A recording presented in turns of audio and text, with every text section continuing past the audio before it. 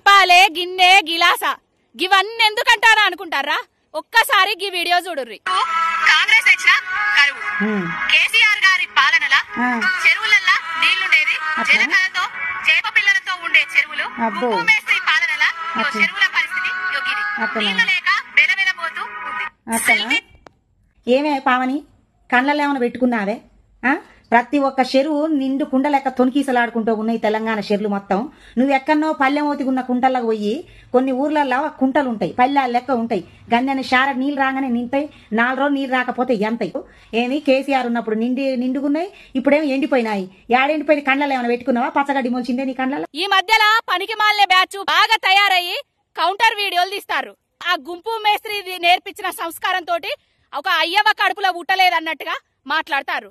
ఏమే కిరికిరి గీరజ, ఏం మాట్లాడతానవే? షెర్లెండిపోయినా సొయ్యలేదు, పంటలెండిపోయినా సొయ్యలేదు. నీళ్ల కోసం అమ్మలక్కలు బిందెలు పట్టుకోపోతున్నా కూడా అడిగే దమ్ము లేదు. నా వీడియోలు పెట్టి రీల్స్ తిత్తే నీకు పొద్దు గడుతుంది, పూట గడుతుంది అనుకుంటే చేసుకో, నా వల్ల బతుకుతాననుకుంటే బతుక్కో. కానీ తెలంగాణ రాష్ట్రం మీద, తెలంగాణ ప్రజల మీద, తెలంగాణ రైతాంగం మీద నాకు ప్రేమున్నది కాబట్టే పొద్దుగాల లేస్తే ఎండిపోయిన చెర్లు, ఎండిపోయిన పంట పొలాల దగ్గర వీడియోలు తీస్తానా? నా వీడియోలను తీసి నువ్వు కౌంటర్ లేసేదా అని అయినవా?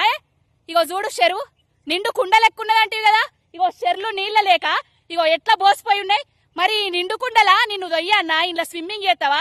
ఇంట్లో ఈత కొడతావా? ఇంకేం చేస్తావు చెప్పొక్కసారి. ఇంకొకసారి రావే పోవే గీవే అని మాట్లాడితే తెలంగాణ ఉద్యమ బిడ్డలం, తెలంగాణ ప్రజల కోసం, తెలంగాణ కోసం సోయుండి మాట్లాడతానం. మీ లెక్క పైసల కోసం కాదు. నోరు మూసుకొని ఒళ్ళు దగ్గర పెట్టుకొని జాగ్రత్తగా ఉండు ఇప్పటికైనా.